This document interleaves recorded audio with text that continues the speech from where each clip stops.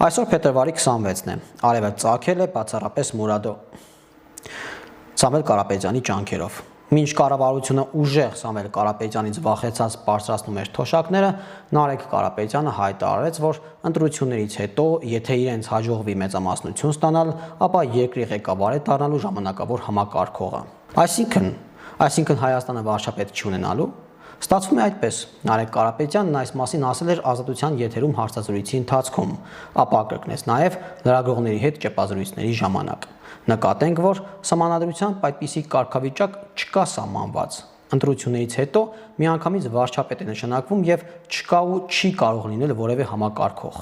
Ինչու են Կարապետյանները խուսափում իրենց իրական վարչապետի տեխնացուի անունը տալ։ Պատճառը մեկն է։ Այդպիսով ստիպված են լինել ընդունել, որ Սամվել Կարապետյանը չէ իրենց տեխնացուն ու չի կարող լինել։ Սամվել Կարապետյանը նաև չի հրաժարվել իր Ռուսաստանի եւ Կիպրոսի քաղաքացիություններից, ասել է, թե առանձնապես տոգորված չէ Հայաստանի վարչապետ դառնալու մտքով։ Ուրեմն ում համար են ձայներ հավաքում ձևովականները,